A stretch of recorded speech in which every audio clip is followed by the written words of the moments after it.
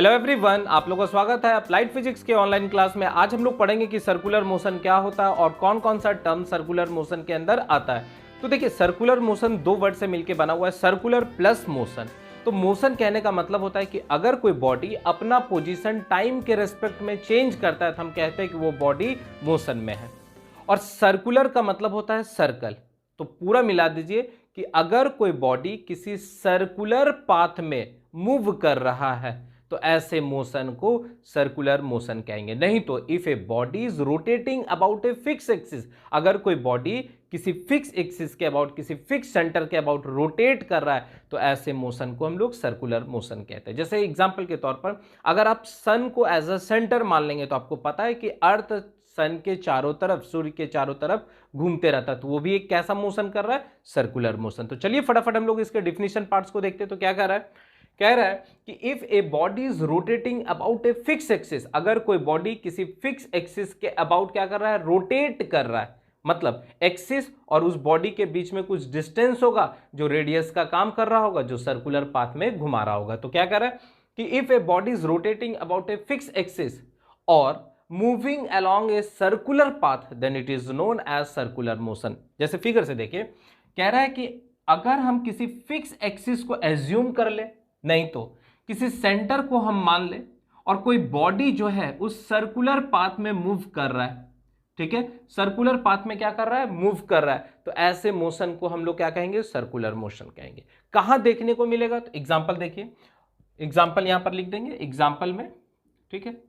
अच्छा, एक चीज और लिखा हुआ है, that is the object move along the circumference of the circle. इसका मतलब है कि ये इसका सर्कमफरेंस है सर्कल का, और इसी सर्कमफरेंस पर ये बॉडी क्या करेगा? मूव करते रहेगा।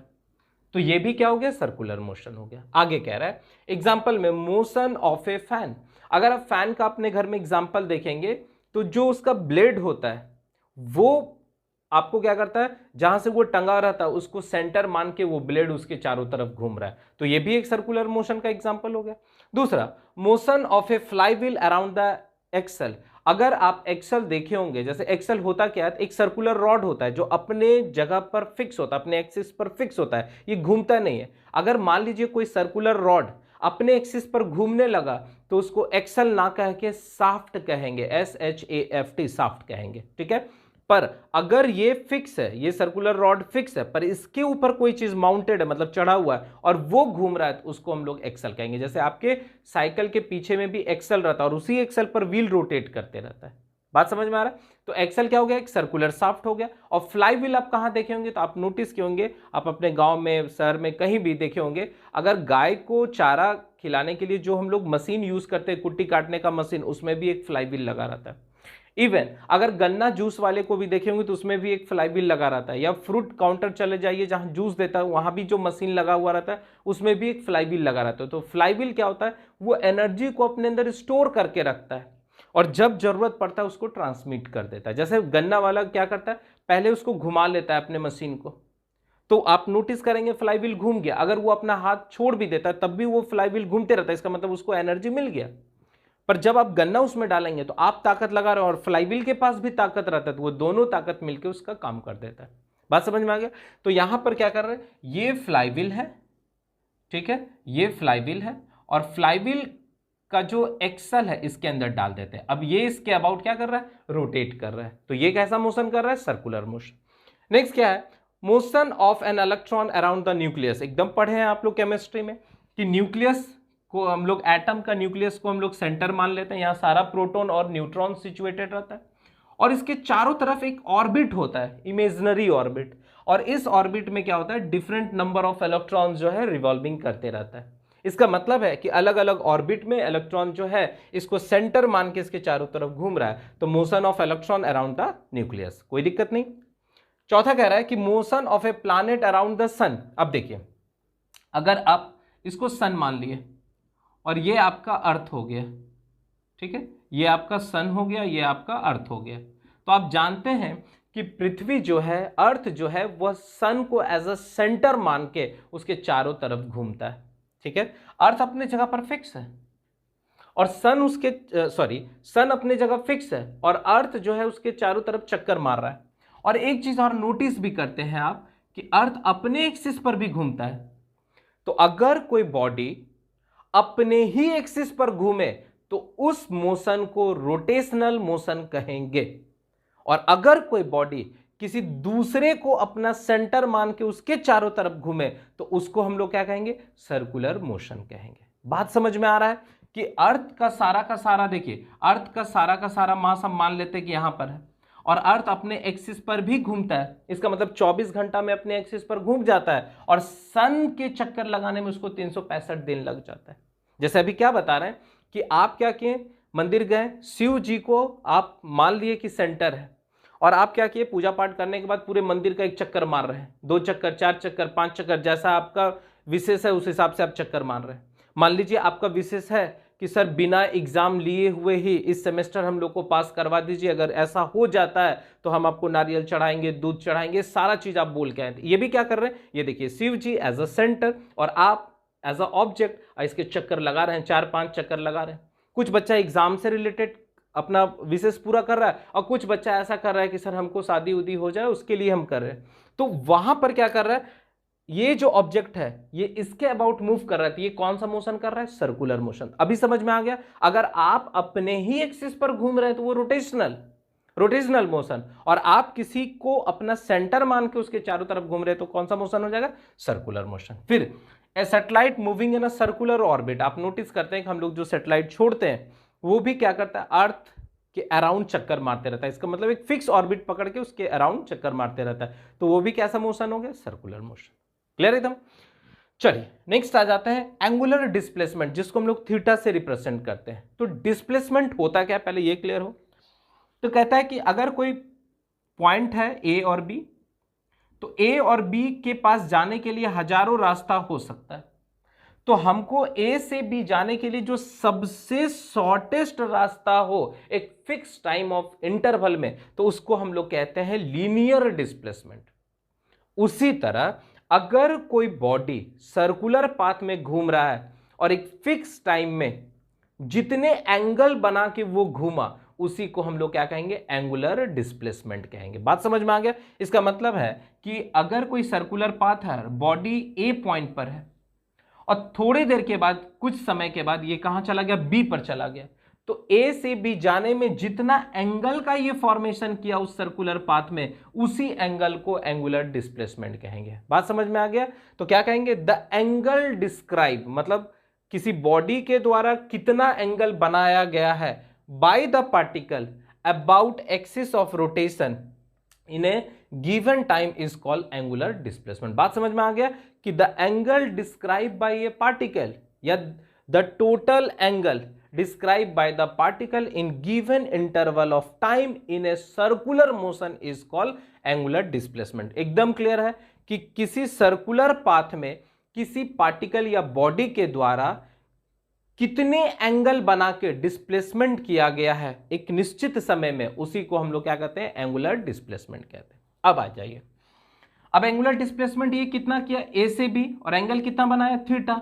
तो ए से बी को हम लोग क्या कहते हैं, आर्क ए बी, और आर्क ए बी कैसे निकाला जाता है, तो एंगल गुना रेडियस, ये याद रखना है। जैसे आप पढ़े थे मैथ में, सरकमफरेंस, अगर सर्कल का सरकमफरेंस निकालते हैं तो सरकमफरेंस ही तो पूरा यहां पर परिधि हो गया। यहां पर देखिए ये छोटा सा सरकमफरेंस हुआ था इसलिए छोटा, तो आप पढ़े हैं circumference is equal to total angle कितना बनाता है, 360, और 360 डिग्री बराबर 2 पाई होता है। तो 2 पाई देखिए, एंगल के जगह 2 पाई और रेडियस के जगह आर, तो देखिए फॉर्मूला अपने आप बन गया। तो उसी तरह छोटे से पाथ के लिए भी क्या होगा, आर्क एंगल गुना रेडियस। तो यहां से हम कह सकते हैं आर्क ए बी और divided by radius is equal to theta, इसलिए एंगुलर डिस्प्लेसमेंट यहां पर क्या दिख रहा है, ए ओ बी, जितना एंगल बना रहा है। अब थीटा बराबर क्या होता है, arc A B divided by R. Unit याद रखेंगे क्या होता है, रेडियन होता है, और डायमेंशन कुछ नहीं होता, इसलिए m0 l0 t0, क्योंकि रेडियन और स्ट्रे रेडियन जो है वो सप्लीमेंट्री यूनिट के अंदर आता है, फंडामेंटल यूनिट के अंदर नहीं आता है। और डायमेंशन हम लोग फंडामेंटल क्वांटिटीज का निकालते हैं विथ पावर के साथ। तो ये कैसा क्वांटिटी हो गया, डायमेंशनलेस। इसको स्टार बना दीजिएगा, ऑब्जेक्टिव में आने का इसका चांसेस है। नोट करके याद रखेंगे, 2 पाई रेडियन बराबर 360 डिग्री होता है, तो 1 डिग्री बराबर 2π/360 रेडियन होता है। ये न्यूमेरिकल्स बनाने में काफी मदद देगा, तो फटाफट इसको आप नोट करेंगे। और अब हम लोग पढ़ते हैं कि एंगुलर वेलोसिटी क्या होता है, एंगुलर एक्सेलरेशन क्या होता है, लीनियर और एंगुलर के बीच में क्या रिलेशन है। ठीक है, चलिए अब हम लोग नेक्स्ट आ जाते हैं कि एंगुलर वेलोसिटी किसको कहते हैं। तो देखिए वर्ड पकड़िएगा, वेलोसिटी का मतलब होता है डिस्प्लेसमेंट बटे टाइम, उसी तरह एंगुलर वेलोसिटी का मतलब हो गया एंगुलर डिस्प्लेसमेंट बटे टाइम। तो अगर कोई बॉडी या पार्टिकल किसी सर्कुलर पाथ में मूव कर रहा है तो जिस वेलोसिटी से वो मूव करता है उसी को हम लोग एंगुलर वेलोसिटी कहते हैं। और डिफिनेशन क्या होता है, the rate of change of angular displacement is called angular velocity. तो आइए डिफिनेशन चेक करते हैं। तो क्या कह रहा है, कह रहा है the angle describe by A rotating body, the angle describe मतलब बनाना किसी बॉडी के द्वारा, कौन सा बॉडी, तो कोई रोटेटिंग बॉडी के द्वारा कितना एंगल बनाया गया है पर यूनिट टाइम में, उसी को हम लोग क्या कहते हैं, एंगुलर वेलोसिटी कहते हैं। और the rate of change of angular displacement, the rate of change of angular displacement is known as angular velocity, और इसको डिनोट करते हैं ओमेगा से। क्लियर हो गया, तो ओमेगा बराबर एंगुलर डिस्प्लेसमेंट बटे टाइम टेकन। जैसे फिगर में आप देखिए, मान लीजिए कोई पार्टिकल ए पॉइंट से बी जा रहा है, तो ए पॉइंट पर उसका टाइम 0 है, थोड़ी देर के बाद ये बी पर गया तो उस समय टाइम टी हुआ, और वो एंगल डिस्क्राइब किया क्या, कितना, थीटा, तो यहां पर कह सकते हैं थीटा बटे टी। अब ये क्या हो गया, ओमेगा। अब यहां से देखिए, अब हो सकता है ये बी से सी गया है, तो बी से सी जाने में एंगल थोड़ा और बढ़ा, थीटा प्लस डी थीटा। ठीक है, स्मॉल चेंज को हम लोग या तो डेल्टा थीटा से या डी थीटा से रिप्रेजेंट करेंगे। बात समझ में आ रहा है, तो डी थीटा से वो इंक्रीज किया, और टाइम कितना हुआ, तो पहले टी था, अब टाइम बढ़ के टी प्लस डेल्टा टी, इसका मतलब डी टी टाइम से इंक्रीज किया, तो ओमेगा बराबर डी थीटा बटे डी टी। बात समझ में आया। अब थीटा का एंगल क्या होता है, रेडियन, और टाइम का क्या होता है, सेकंड, इसलिए यूनिट क्या हो गया, रेडियन पर सेकंड। रेडियन का कोई यूनिट नहीं होता है, सॉरी रेडियन का कोई डायमेंशन नहीं होता है, और एस का मतलब हो गया टाइम, इसलिए m0 L0 t-1, क्योंकि टाइम ऊपर जाएगा तो t-1। ये कैसा क्वांटिटी थी, ये एक तरह का वेक्टर क्वांटिटी। क्लियर एकदम है। नेक्स्ट आ जाएंगे एंगुलर एक्सेलरेशन। तो एक्सेलरेशन का मतलब क्या था, change in velocity per unit time is called acceleration. उसी तरह एंगुलर एक्सेलरेशन का मतलब क्या हो गया, the rate of change of angular velocity is called angular acceleration. Clear एकदम है। क्या कह रहा है, angular acceleration is defined as the rate, rate का मतलब टाइम के रिस्पेक्ट में, angular acceleration is defined as the rate of change of angular velocity of a particle, it is denoted by alpha, इसको अल्फा से हम लोग represent करते हैं। कह रहा है कि if a body is moving with angular velocity omega 1 changes its velocity from omega 1 to omega 2 in time T second, तब उस केस में हम कह सकते हैं angular acceleration is equal to D omega बटे डी टी। ठीक, इसी को लिख सकते हैं final velocity minus initial velocity, और इसमें टाइम कितना लगा, तो टी सेकेंड लगा, तो टी। अब देखिए इसको इसके साथ क्रॉस मल्टीप्लाई कर दीजिए, तो ये अल्फा टी, ये ओमेगा 2 माइनस ओमेगा 1 लिख दिए। अब इसको इधर भेज दिए, तो ये क्या हो गया आपका ओमेगा 1 प्लस अल्फा टी, तो ये रिप्रेजेंट कर रहा है फाइनल एंगुलर वेलोसिटी, और ये रिप्रेजेंट कर रहा है इनिशियल एंगुलर वेलोसिटी। और कैसा दिख रहा है, तो लीनियर इक्वेशन के मोशन की तरह, v is equal to U plus A T. ठीक है, और यहां से हम लोग जानते हैं since omega equal to D theta बटे डी टी, क्योंकि एंगुलर वेलोसिटी, जो एंगुलर वेलोसिटी है वो एंगुलर डिस्प्लेसमेंट बटे टाइम, तो अल्फा बराबर क्या है, डी ओमेगा बटे डी टी, डी ओमेगा बटे डी टी। तो डी और डी टी को हम बाहर रखे तो ओमेगा के जगह डी थीटा बटे डी टी लिख दिए, तो इसको कहते हैं double differentiation of angular displacement. तो कह सकते हैं कि एंगुलर एक्सेलरेशन जो है वह एंगुलर डिस्प्लेसमेंट का डबल डिफरेंशिएशन है। अगर आप ये बात समझ पा रहे हैं, क्योंकि ये पूरा मैथ का टर्म है, और आप जब डिफरेंशिएशन पढ़ रहे होंगे तो आपको समझ में आ रहा होगा। अगर ये समझ में नहीं आ रहा तो ये लाइन को नहीं लिखना है, ठीक है, बस आप इतना दूर तक लिख देंगे। यूनिट क्या होगा, तो देखिए यूनिट क्या होगा, तो यूनिट यहां से आप चेक करेंगे, थीटा का कोई एंगल नहीं होता, यूनिट नहीं होता है तो रेडियन, सॉरी थीटा का जो यूनिट होता है वो रेडियन, और टाइम का क्या हो गया, सेकंड स्क्वायर, तो सेकंड स्क्वायर। डायमेंशन नहीं होता इसलिए m0 L0, और नीचे टाइम है टी स्क्वायर, तो t-2।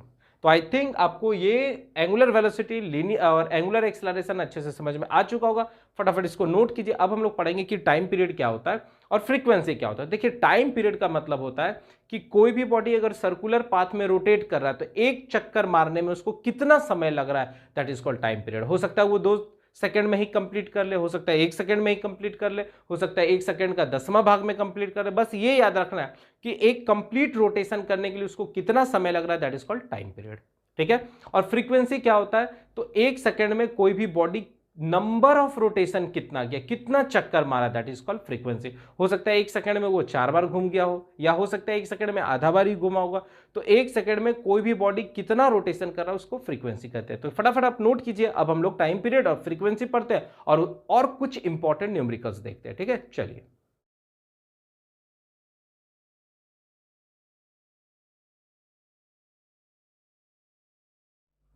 चलिए अब हम लोग पढ़ेंगे कि टाइम पीरियड क्या होता है। तो कहता है कि एक कंप्लीट रोटेशन करने के लिए किसी भी बॉडी या पार्टिकल को कितना समय लगता है, वही उसके टाइम पीरियड को बताता है। जैसे अगर हम सन और अर्थ का एग्जांपल ले, तो सन अपनी जगह फिक्स है और अर्थ इसके चारों चक्कर लगा रहा है। इसका मतलब 365 दिन में जो है अर्थ सन का पूरा चक्कर लगा लेता है। तो 365 डे जो है अर्थ के लिए एक कंप्लीट टाइम पीरियड हो गया।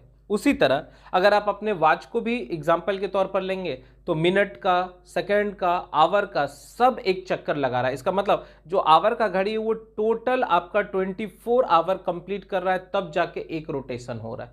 बात समझ में आ रहा है? तो उसी तरह यहां पर टाइम पीरियड क्या कह रहा है कि time taken by a particle to complete one rotation is called time period.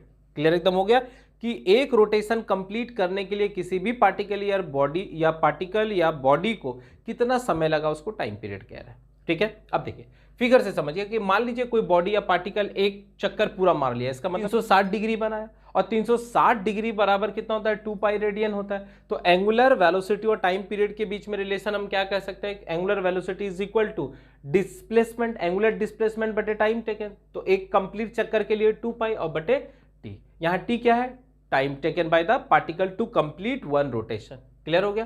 कह रहा है in time T the object complete one revolution, that is called 2 pi. तो ये रिलेशन याद रखेंगे, न्यूमेरिकल्स के लिए काफी इंपॉर्टेंट है। नेक्स्ट आ जाते हैं फ्रीक्वेंसी। फ्रीक्वेंसी को अलग अलग बुक में नोटेशन अलग अलग, किसी में आपको न्यू से रिप्रेजेंट करता है, किसी में स्मॉल एन से भी रिप्रेजेंट करता है, किसी बुक में ईटा से भी रिप्रेजेंट करता है। तो आप नोटिस देख लेंगे किस तरह से है। जनरल हम लोग फ्रीक्वेंसी का न्यू से रिप्रेजेंट करते हैं। तो कह रहा है कि the number of revolution complete bye a particle in 1 second, मतलब एक सेकेंड में किसी भी पार्टिकल के द्वारा कितना नंबर ऑफ रिवोल्यूशन रोटेशन किया जा रहा है, उसी को हम लोग क्या कह रहे हैं, फ्रीक्वेंसी कह रहे हैं। क्लियर एकदम हो गया? अब देखिए फ्रीक्वेंसी क्या होता है, तो frequency is the reciprocal of time period. ये टाइम पीरियड का रेसिप्रोकल भी होता है। क्लियर एकदम है? अब यहां से यूनिट क्या है, तो देखिए टाइम नीचे है इसलिए सेकेंड -1, नहीं तो इसी को साइकिल पर सेकेंड भी कहते हैं और नहीं तो हर्ज कहते हैं। याद रहेगा? अब देखिए यहां से एक बहुत इंपॉर्टेंट फॉर्मूला भी निकल के आ रहा है, एंगुलर वेलोसिटी और फ्रीक्वेंसी के बीच में क्या रिलेशन। तो एंगुलर वेलोसिटी एक कंप्लीट रोटेशन के लिए कितना लगा, 2 पाई बटे टी लगा, और 1 बटे टी को हम लोग क्या कर रहे हैं, फ्रीक्वेंसी कह रहे हैं। तो हम 1 बटे टी को हम यहां पर लिख सकते हैं फ्रीक्वेंसी। क्लियर है? और फ्रीक्वेंसी क्या हो रहा है, तो फ्रीक्वेंसी जो है एक सेकंड में कितना रिवोल्यूशन कर रहा है, दैट इज कॉल्ड फ्रीक्वेंसी। तो किसी क्वेश्चन में क्या होता है, क्वेश्चन में डायरेक्ट आरपीएम दे दिया रहता है, रिवोल्यूशन पर मिनट। इसका मतलब जैसे अगर आपका फैन घूम रहा है तो आपके पास एक डिवाइस होता है, उसको कहते हैं टेकोमीटर। उस टेकोमीटर को आप फैन में सटा देंगे तो आपको बता देगा कि 1 मिनट में कितना बार वो घूम रहा है। जैसे आपके गाड़ी में, बाइक में भी क्या रहता है, ये लगा हुआ रहता है। आप नोटिस करते हैं आपके बाइक में एक स्पीड बताता है और एक आरपीएम बताता है, रिवोल्यूशन पर मिनट। और देखते होंगे उसका जो निडल रहता है, काटा रहता है, या तो 4 पर रहता है या तो 5 पर रहता है। इसका मतलब 1 मिनट में वो 4000 बार घूम गया। देखिएगा उसमें मल्टीप्लाई किया रहता है इंटू 1000 आरपीएम। ठीक है, तो उसी तरह अगर n दिया है, that is called revolution per minute, तो हम डायरेक्ट एंगुलर वेलोसिटी निकाल सकते हैं 2 पाई n बटे 60। ये काफी इंपॉर्टेंट फॉर्मूला है, बहुत सारे न्यूमेरिकल्स बनाने में मदद देता है। ठीक है, चलिए इस पर बेस्ड एक क्वेश्चन भी देख लेते हैं तो और ज्यादा क्लियर हो जाएगा। ठीक है, तो चलिए कह रहा है कि a wheel complete 120 revolution in 1 minute. तो क्लियर हो गया कि ये फ्रीक्वेंसी को बता रहा है।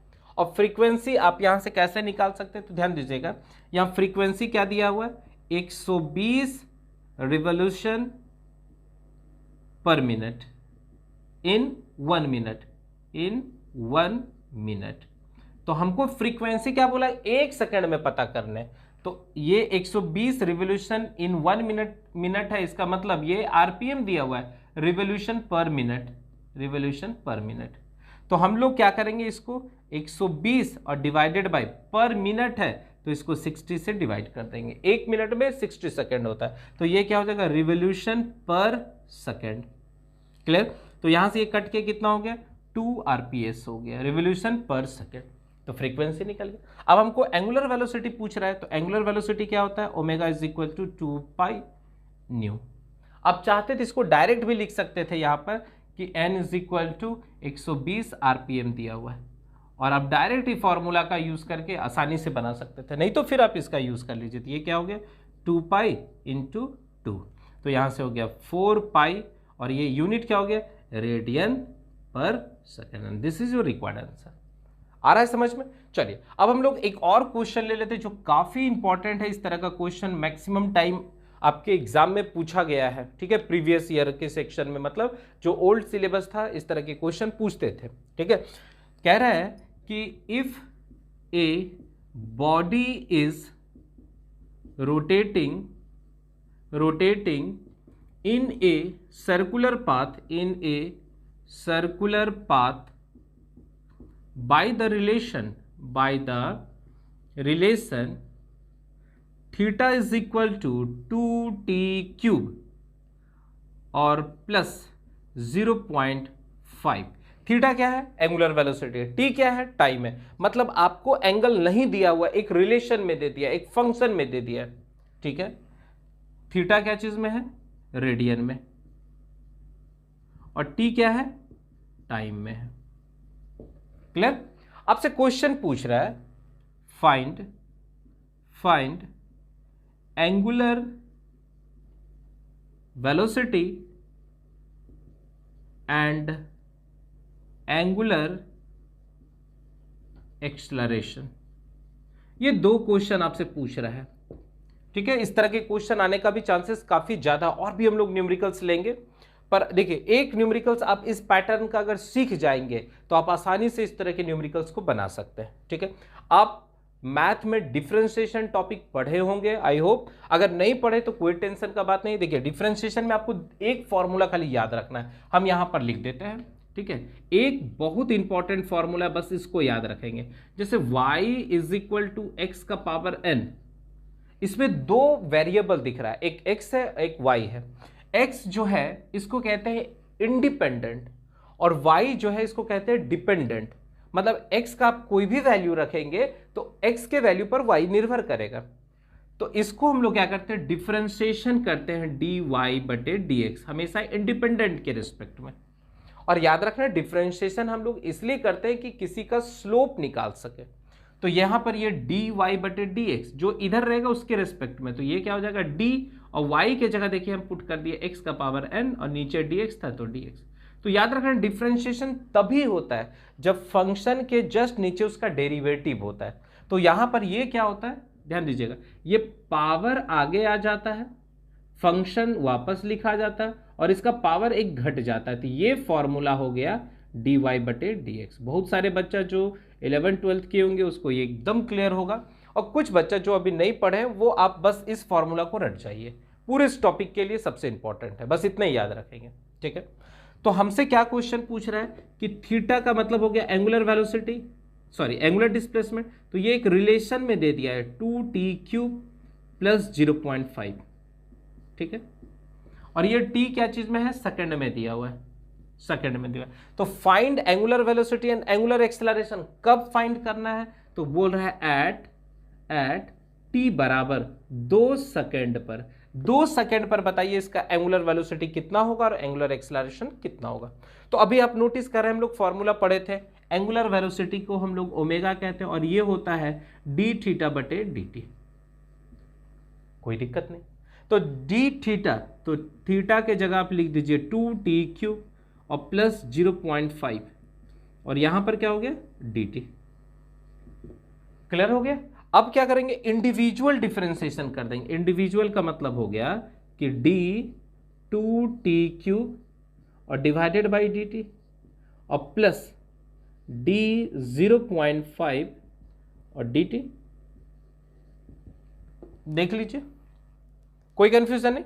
अब हम लोग क्या करेंगे, मेरे पास जगह नहीं, हम नीचे लिख रहे हैं, ओमेगा इक्वल टू, जब भी डिफरेंशिएशन करेंगे तो कांस्टेंट टर्म को बाहर निकाल दीजिए। तो बाहर निकाल दिए, 2d³ और बाई dt प्लस, और एक और याद रखना है फॉर्मूला कि कोई भी कांस्टेंट टर्म का, जैसे y इक्वल टू मान लीजिए c लिखा हुआ है, ठीक है, c का मतलब 2, 4, 5, 10, 0.5 कुछ भी कांस्टेंट हो सकता है। तो इसका जब हम डिफरेंशिएशन करेंगे dy/dx तो ये हमेशा जीरो होता है, मतलब कांस्टेंट टर्म का डिफरेंशिएशन क्या होता है, जीरो।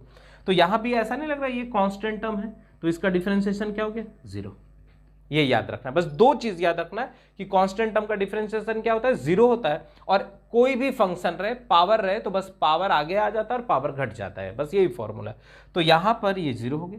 अब यहां से देखिए, तो ओमेगा बराबर क्या बोला हूं, 2 कांस्टेंट है, लिख दिए। अब देखिए ये तो पूरा फॉर्मूला से मैच कर रहा है, ये देखिए पूरा फॉर्मूला से मैच कर रहा है। तो अगर ऐसा मैच करता है तो यस ऐसा लिखना है, इसका मतलब है कि ये हो जाएगा कितना, इंटू 3 और t का स्क्वायर। तो यहां से कितना वैल्यू आ गया, 6t² बराबर क्या, ओमेगा। इसको घेर दीजिए, ये काम का चीज मेरा यहां निकल गया। कोई दिक्कत नहीं, मेरे पास जगह नहीं, हम इधर एडजस्ट करते हैं सारा। अब देखिए ओमेगा यहां पर आपको निकल गया, ओमेगा बराबर कितना, 6t²। अब हम लोग जानते हैं अल्फा बराबर होता है d⍵/dt, तो यहां भी हम लोग डिफरेंशिएशन किए, 6t² और डिवाइडेड बाई dt। तो आप जानते हैं डिफरेंशिएशन में कांस्टेंट बाहर आता है, तो 6 बाहर आ गया, तो ये क्या बचा है, dt² और बाई dt। तो ये पावर क्या होता है, अब देखिए फिर फॉर्मूला में मैच कर रहा है, पावर आगे आएगा, जो भी पावर है आगे आएगा, तो पावर 2 है, और पावर घटेगा तो 2 - 1 1, तो ये क्या हो गया, 12t इज इक्वल टू क्या, अल्फा। अब क्वेश्चन आपसे क्या पूछा कि 2 सेकंड में बताइए एंगुलर वेलोसिटी क्या होगा और एंगुलर एक्सेलरेशन क्या होगा। तो यहां पर देखिए आपके पास रिलेशन है, तो यहां पर t के जगह कितना पुट कीजिएगा, 2 सेकंड, तो यहां 2 पुट जैसे किए तो 2 का स्क्वायर है, मतलब 4 हो गया, तो कहां यहां से कितना हो गया, अब यहां से आप लिख दीजिए एट t बराबर 2 सेकंड, तो ओमेगा बराबर कितना हो जाएगा, तो यहां से 24 रेडियन पर सेकंड। कोई दिक्कत नहीं। अब यहां पर कितना हो जाएगा, t बराबर 2 सेकंड, यहां पुट कीजिए t बराबर 2 सेकंड, तो अल्फा बराबर 12 - 24 क्या चीज में, रेडियन पर सेकंड स्क्वायर। तो आई होप आपको इस तरह के न्यूमेरिकल्स आसानी से आप समझ में आ रहा होगा और आसानी से आप बना भी सकते हैं। एक होमवर्क भी यहां पर दे देता हूं, सेम क्वेश्चन रहेगा HW, सेम क्वेश्चन रहेगा HW, बस इस बार क्या होगा, ये वैल्यू हम चेंज कर देते हैं, ठीक है। तो theta is equal to 2 + 3t² और प्लस 4 नहीं लिखता हूं, यहां पर लिख देते हैं 6t³, ठीक है, 6t, या इसको भी हटा देता हूं, ये स्क्वायर में डाल देते हैं, ये रिलेशन है। अब पूछ रहा है कि एट t बराबर 4 second find omega and alpha. Question आप सेम नोट कर लेंगे, बस यहां चेंज कर देंगे, थीटा का वैल्यू चेंज कर देंगे, और आपसे पूछ रहा है t बराबर 4 सेकेंड होगा तब बताइए ओमेगा और अल्फा कितना होगा। तो आई होप आप इस तरह के न्यूमेरिकल अब आसानी से बना सकते हैं। नेक्स्ट लेक्चर में हम लोग क्या करेंगे, इसके रिलेशन पार्ट्स को पढ़ेंगे, जिसमें हम लोग पढ़ेंगे कि एंगुलर वेलोसिटी का लीनियर वेलोसिटी से क्या रिलेशन है, एंगुलर एक्सेलरेशन का लीनियर एक्सेलरेशन से क्या रिलेशन है, और भी बहुत सारा न्यूमेरिकल्स डील करेंगे। तब तक आप लोग मन लगा के पढ़िए और खूब रिवीजन कीजिए। जितना आपको टॉपिक पढ़ाते हुए जा रहे हैं, आप पीछे से वो सारा टॉपिक को रिवीजन करते जाइए। हम पूरे आपके सिलेबस को लेके एकदम चिंतित है और अच्छे से आपके सिलेबस को कवर करेंगे, आप जरा भी टेंशन मत लीजिए, ठीक है। चलिए, थैंक यू।